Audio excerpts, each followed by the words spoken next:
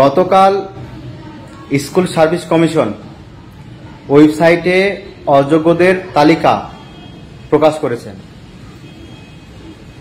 এখন এই অযোগ্যদের তালিকা নিয়ে অনেকে ধোঁয়াশায় আছেন। অনেকের মতে এই অযোগ্যদের সংখ্যা অর্থাৎ টেন্টেডদের সংখ্যা আর একটু বেশি হবে বা বেশি হতে পারে।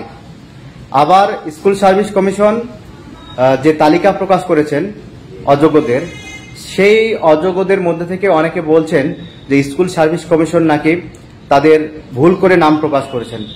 সুপ্রিম কোর্টে নির্দেশ অনুযায়ী তারা অযোগ্য নয়, সুপ্রিম কোর্ট কোথাও তাদেরকে উল্লেখ করেনি অযোগ্য হিসেবে।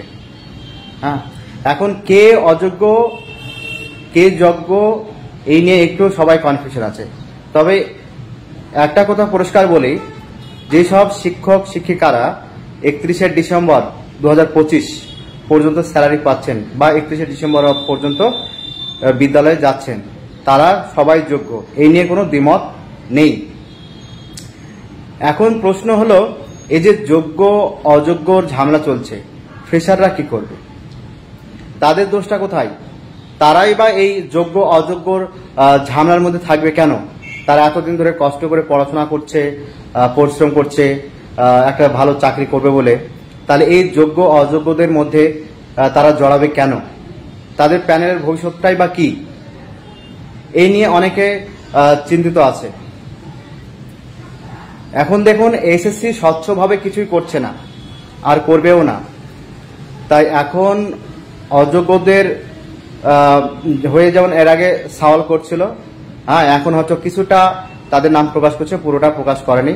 অর্থাৎ অযোগ্যদের একটা অংশ তারা লুকিয়ে রেখেছে। এদিকে সুপ্রিম কোর্টের মত অনুসারে একটাও যদি টেন্টেড ক্যান্ডিডেট অযোগ্য পরীক্ষায় অংশগ্রহণ করে, তবে সেই প্যানেল আবার বাতিল হবে। এমন অবস্থায় ফ্রেশারদের উচিত এসএসসির কাছে গিয়ে তারা অ্যাপিল করুক যে তারা এই যোগ্য অযোগ্য ঝামেলার মধ্যে থাকতে চায় না, তারা আলাদাভাবে পরীক্ষায় বসতে চায়। যদি এসএসসি না মানে, তাহলে তাদের ইমিডিয়েটলি উচিত কোর্টের আশ্রয় নেওয়া।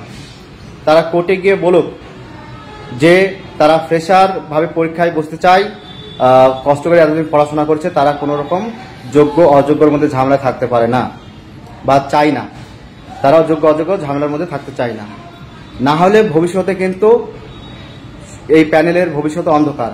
আজকে এসএলএসটি 2016 যাদের চাকরি গেছে তারা সবাই কিন্তু যোগ্য ছিল এবং সবাই কষ্ট করে পড়াশোনা করে চাকরি পেয়েছিল। হ্যাঁ, কিন্তু এসএসসির দোষে, পর্ষদের দোষে আজকে কিন্তু আমরা চাকরি হারিয়েছি। ভবিষ্যতে জানে যারা চাকরি পাবে যোগ্যভাবে, তাদের যেন চাকরি হারাতে না হয় সেদিকটা নজর দেওয়া উচিত।